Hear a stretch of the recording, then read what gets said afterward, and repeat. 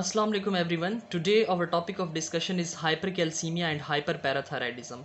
We will discuss both these topics simultaneously because of the same clinical presentation. Now come to the causes of hypercalcemia. It may be associated with high parathyroid hormone levels or it may be associated with low parathyroid hormone levels. The most common cause of hypercalcemia is primary hyperparathyroidism. This is the most important and the most common cause. Due to hyperparathyroidism, the calcium level in the blood rises because the parathyroid hormone acts on the kidney and increases the calcium resorption from the distal convoluted tubule. It also activates the vitamin D and increases the gut calcium absorption, and it causes the bone resorption of calcium, that is the shifting of calcium from bones into the blood. As a result, hypercalcemia occur. The second cause is lithium induced hyperparathyroidism. Lithium actually desensitizes the cyclic GMP mediated receptors on the parathyroid gland. So these receptors cannot get the proper signals and cannot sense the calcium, ionized calcium or the free calcium. As a result, parathyroid hormone levels increases in the blood, which leads to increased calcium levels. The third cause is familial hypocalciuric hypercalcemia. As the name indicate, it is familial, means that the family history is very important in this case, and hypocalciuric, that is decreased level of calcium in the urine, and hypercalcemia means increased level of calcium in the blood. Basically it is autosomal dominant disorder in which there is a defect in the allele which encodes the protein responsible for the cyclic GMP mediated receptors on the parathyroid gland. Due to this defect, these cyclic GMP mediated receptors cannot sense calcium very properly. As a result, increased level of parathyroid hormones in the blood, which ultimately increases the calcium level. So hypercalcemia develop. Remember, most of the doctors misdiagnose this as a primary hyperparathyroidism. Here the family history is very important. Perform the urinary 24 hours calcium levels, because in this case calcium levels in the urine are low because of maximum reabsorption of calcium from the kidneys. So hypocalciuric hypercalcemia means low level in the urine while high levels of calcium in the blood. Now come to the causes of the hypercalcemia with decreased parathyroid hormone levels. The most common cause is malignancy. Malignancy is the most common cause, like lungs cancer, breast cancer, myeloma, lymphoma and the renal. When all these cancers involve the bone, and all these cancers increases the osteolytic activity, hence increases the calcium level in the blood. So hypercalcemia develop. This is the most common cause of symptomatic primary hyperparathyroidism. This is the most common cause of symptomatic hypercalcemia. Now the other causes are elevated vitamin D, which may be due to intoxication or overdose of vitamin D. It increases the gut absorption of calcium. The other causes are sarcoidosis. In this case, vitamin D levels become very high, so increases the calcium levels in the blood by gut absorption of calcium. And the other cause is HIV. In this case also vitamin D levels are very high.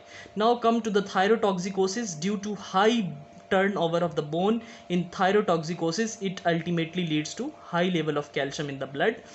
The other causes are Paget's disease of the bone. Due to mobilization of calcium from bone into the ECF in the Paget's disease, because the osteoclastic resorption of bone happens in this Paget's disease. The other is milk alkali syndrome. Most of the patients of gastroesophageal reflux disease use the alkali as antacids like calcium carbonate. If they overdose these drugs, as a result the calcium levels become very high in the blood. Alkalosis as well as high calcium levels in the blood. The other causes are thiazide diuretics. Thiazide diuretics decreases the calcium excretion from the kidneys, so hypercalcemia develops. And the other causes are glucocorticoid low levels of glucocorticoid. They also decreases the calcium excretion from the kidneys. So these all are the causes of hypercalcemia. Now come to the causes of hyperparathyroidism. We will classify it into primary hyperparathyroidism, secondary hyperparathyroidism, and tertiary hyperparathyroidism. Now come to the causes of primary hyperthyroidism. It is basically excessive autonomous secretion of parathyroid hormone from the parathyroid gland. The most common cause of this excessive secretion of parathyroid hormone is adenoma of parathyroid gland.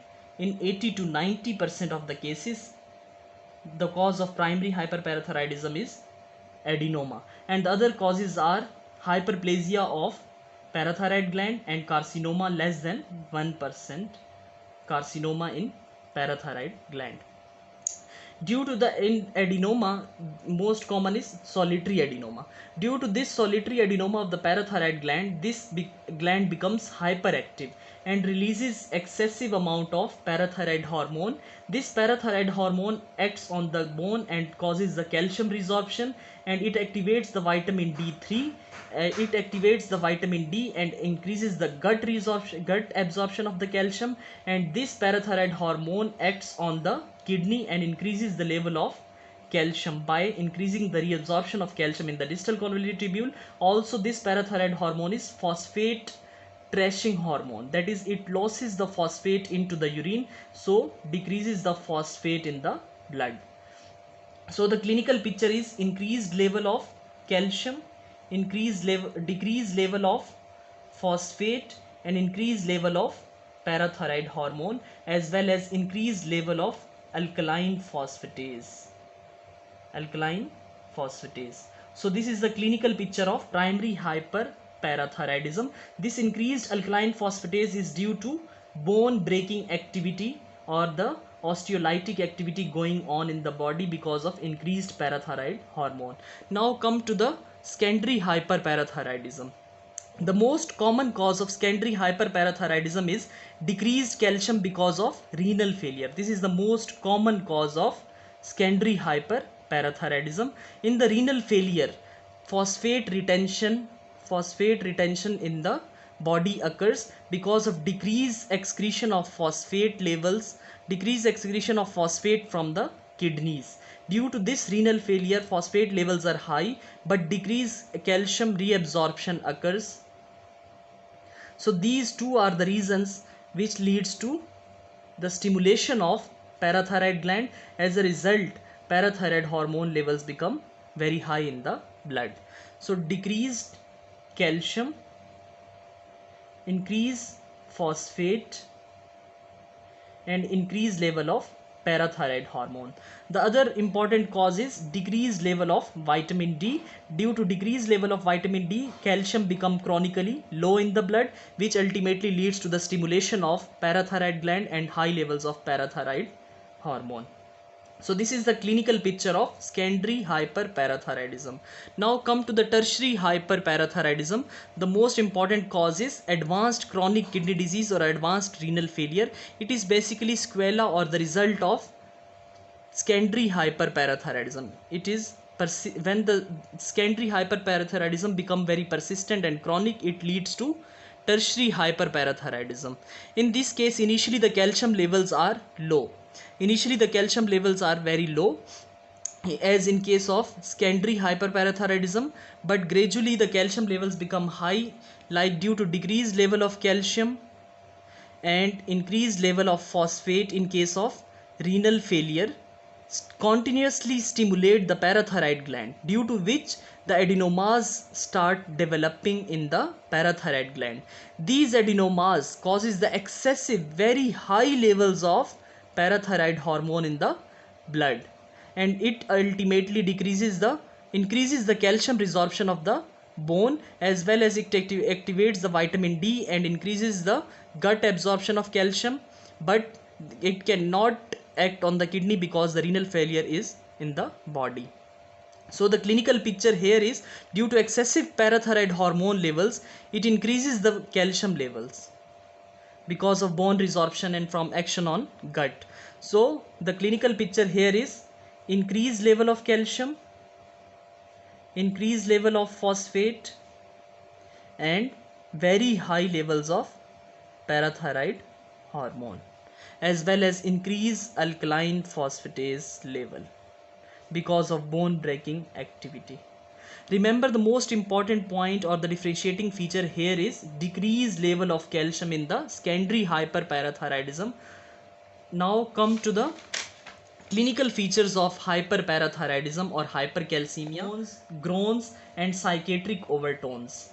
Stones develop because of increased level of calcium in the blood as well as in the urine. Due to excessive calcium in the blood, this calcium starts appearing in the urine, and hypercalciuria.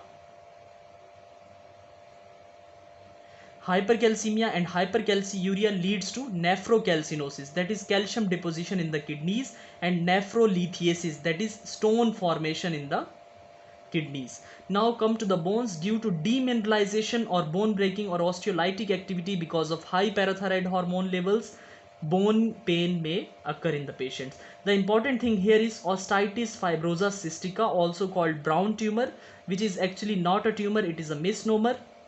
Because of demineralization of bones because of high levels of parathyroid hormone, demineralization leads to lacunae formation. Lacunae are empty spaces in the bone. These are the empty spaces in bone. Due to these lacunae formation, when these lacunae are initially formed, then the fluid filled, it may be converted into fluid filled cyst, and these cysts may become fibrosed in the end. So osteitis fibrosa cystica, or the other features in the bone are because of demineralization or osteolytic activity in the bone is osteopenia and osteoporosis. DEXA scan is very important to diagnose the osteopenia and osteoporosis. Now groans or the pain. Muscle pain may develop because of hypercalcemia or ectopic deposition of calcium in the various parts of the body, and peptic ulcers because of increased level of H positive ion or increased acid secretion in the GIT is associated with hypercalcemia. And constipation. Remember the normal physiology: when the calcium levels are low, it increases the sodium influx, but when the calcium levels are high, it decreases the the sodium influx is very slow, which leads to late depolarization, which may leads to decreased motility of the GIT and causes constipation. Same thing happens in the nerves as well. Hypercalcemia leads to decreased influx of sodium or delayed influx of sodium, and due to this reason hyporeflexia may occur or muscle weakness may occur. Now come to the psychiatric overtones. The psychiatric symptoms may develop in hypercalcemia or hyperparathyroidism, that is depression, anxiety, fatigue and psychosis. The other features are hypertension. This feature is very common in primary hyperparathyroidism. Most of the patients of primary hyperparathyroidism comes with the hypertension because of calcific deposition, calcium deposition in the blood vessels. Calcium in blood vessels leads to stiffness of the blood vessels. Due to this stiffness, increase in the total peripheral resistance, which leads to high blood pressure. Other features when the kidney are involved, the other features of hypercalcemia are polyuria, that is increased urine, and well as nephrogenic diabetes. The hyporeflexia and muscle weakness because of delayed influx of sodium into the nerves and into the striated muscles, which leads to this hyporeflexia as well as muscle weakness. The other thing is corneal band keratopathy, calcium deposition in the cornea. In the x-rays you will see the brown tumor, as we have discussed previously. Brown tumor or osteitis fibrosa cystica means initially the cysts are formed, or initially the lacunae which convert into cyst, and then these cyst becomes fibrosed. So this is called brown tumor, which is misnomer, it is not a neoplasia. The other feature is rugged jersey spine. The spine or the appearance of jersey, like one band is dark and the other band is light, it gives the appearance of rugged jersey. One band is dark and the other band is light, one band is dark and the other one is light. it gives the appearance of Rugger jersey spine in the X-ray.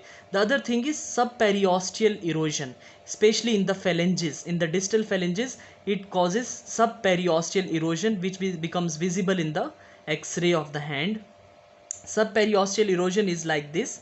These are, if suppose these are the phalanges, then here the reabsorption of bone occurs and it gives the appearance like this. If this is the phalanx, then here the resorption is going on.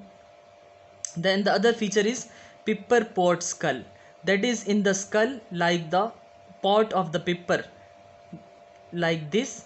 Some holes are in this. Is if this is the X-ray of the skull or the lateral view of the X-ray of the skull, like spilting of pipper on the skull because of demineralization or osteolytic activity in the skull bones. Last feature of the important clinical feature is ECG. In the ECG you will see decreased or reduced QT interval.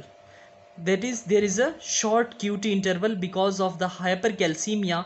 Cardiac contractions becomes very stronger. As a result, reduced QT interval can be seen in the ECG. We will discuss the diagnosis and the management in the next video. Thank you so much for watching this video.